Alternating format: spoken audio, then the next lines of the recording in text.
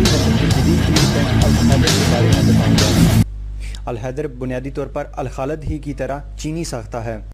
1990 के बाद पाकिस्तान ने चीन से MBT 2000 टैंक टेक्नोलॉजी ट्रांसफ़र की बुनियाद पर हासिल किया, जिसे पाकिस्तान टेक्सला में बनाता है। इस टैंक का नाम अल खालिद रखा गया।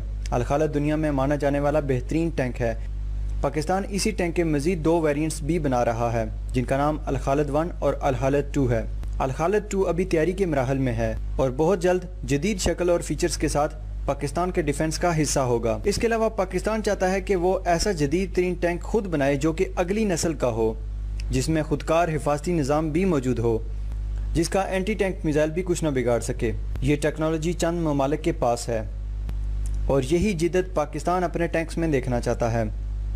लिहाजा पाकिस्तान ने अल खालिद की कामयाबी को देखते हुए एक बार फिर चीन से बात की और अपनी ख्वाहिश का इजहार किया कि पाकिस्तान चीनी साख्ता जदीद तरीन VT4 टैंक को टेक्नोलॉजी ट्रांसफ़र की बुनियाद पर हासिल करना चाहता है। चीन ने इस बात पर रजामंदी का इजहार किया। बहुत जल्द पाकिस्तान अल हैदर की प्रोडक्शन शुरू कर देगा और इसे भी अल खालिद की तरह टेक्सला में तैयार किया जाएगा। इस जदीद टैंक को पाकिस्तान अपनी ज़रूरत और मर्ज़ी से अपने मुताबिक तैयार करेगा। इसमें इंतहाई ताकतवर टर्बोचार्ज डीजल इंजन नस्ब होगा। इस जदीद टैंक की रफ्तार 70 किलोमीटर फ़ी घंटा से ज़्यादा होगी और इसकी रेंज कम से कम 500 किलोमीटर तक होगी। इसका वज़न 52 से 65 टन हो सकता है। इस टैंक को इस्तेमाल करने के लिए 3 लोगों की ज़रूरत होगी, कमांडर, ड्राइवर और गनर। इसके जदीद हथियारों में remote weapon system, kinetic energy penetrator, hash rounds, heat यानी कि high explosive anti tank, Hunter killer, laser range finder, panoramic site, 3rd generation thermal imaging system और कई किस्म के खुफिया फीचर्स भी होंगे। अल हैदर टैंक में खुदकार हिफाजती निज़ाम मौजूद होगा। एक्टिव प्रोटेक्शन सिस्टम के तहत टैंक में ऐसे सेंसर नस्ब होंगे जो टैंक की हिफाजत करने में मावन साबित हो सकेंगे और टैंक की तरफ आते रॉकेट की निशानदेही कर सकेंगे, जिसके बाद टैंक का खुदकार निज़ाम रॉकेट को टैंक तक पहुंचने से पहले ही तबाह कर देगा। अल हैदर की एक और खूबी, इसमें IFF निज़ाम भी मौजूद है, जिसके तहत जंग के दौरान दोस्त और दुश्मन की पहचान की जा सकेगी।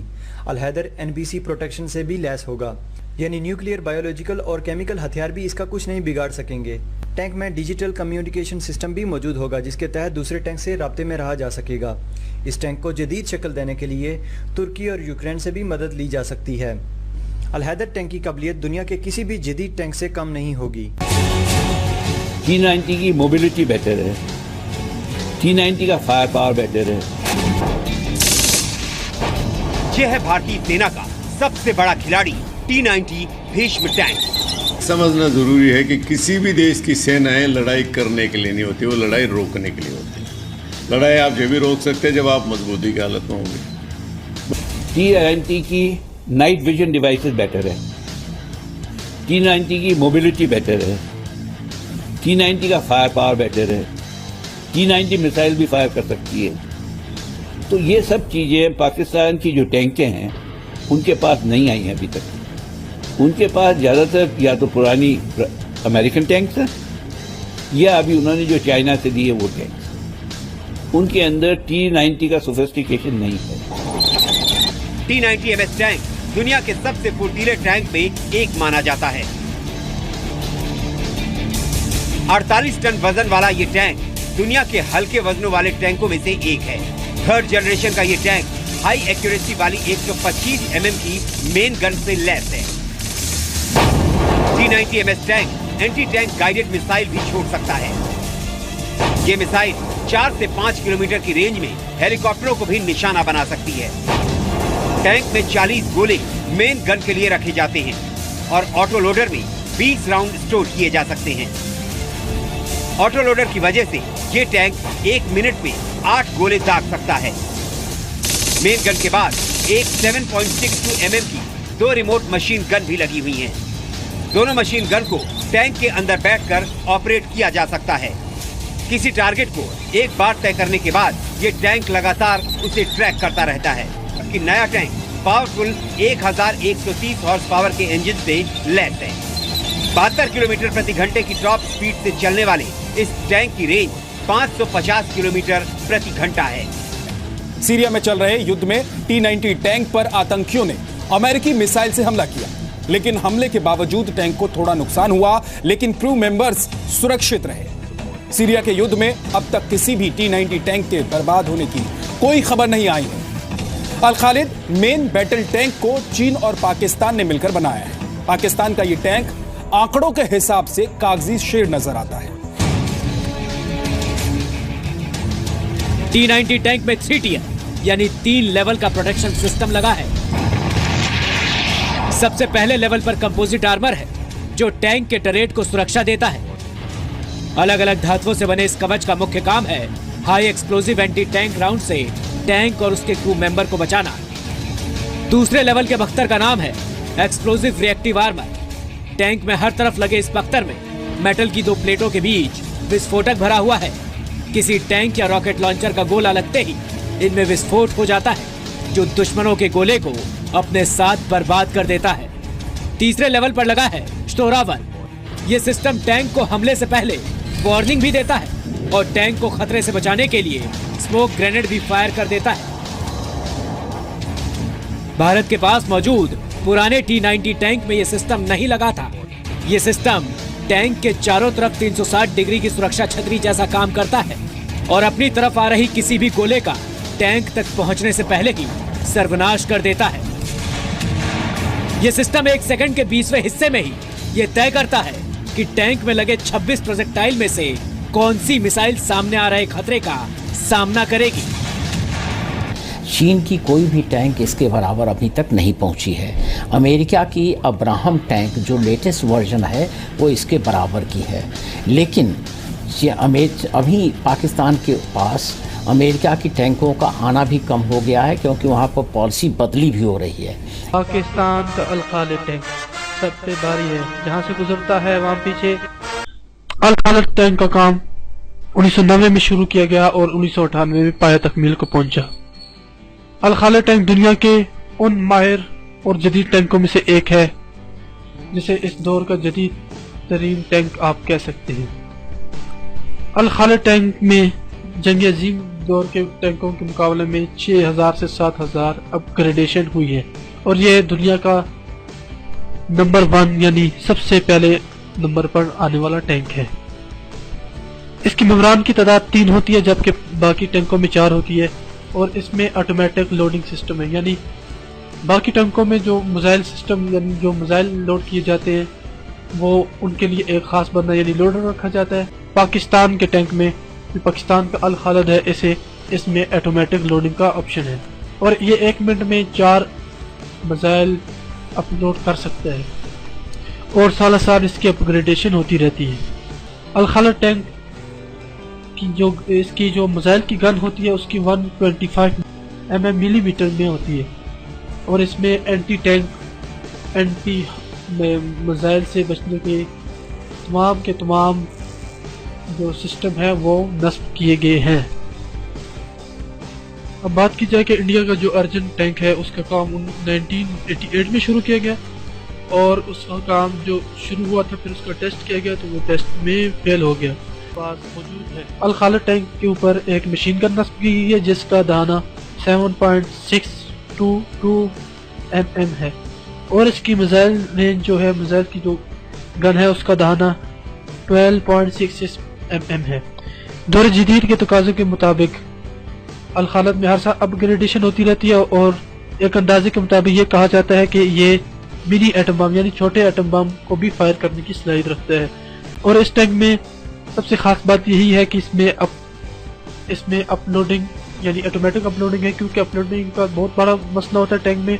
अगर रास्ता ख़राब हो तो फिर अपलोडिंग में बहुत ज़्यादा टाइम भी लग जाता है, अगर निशाना बनाने में बहुत ज़्यादा वक्त लगता है। जबकि इस टैंक में बहुत खास बात ये भी है कि ये टैंक खुदकार यानी ये खुदकार तरीके से निशाने को ढूंढता है और कमांडर को यानी निशाना बनाकर भी देता है। अगर कमांडर एक निशाना जब बना लेता है तो फिर वो गनर को बता देता है और गनर से फायर करने में लग जाता है, जबकि कमांडर दूसरा निशाना ढूंढता है। कमांडर के लिए इसमें जदीद तरीके के आलात नस्ब किए गए हैं जो कि वो बाहर का पूरा मुआयना कर सकते हैं आसानी से। और इस टैंक में नाइट विजन सिस्टम भी नस्ब है, यानी ये टैंक रात में भी काम कर सकता है और रात में भी ऐसा ही काम कर सकता है जैसे कि ये टैंक दिन में काम कर सकता है।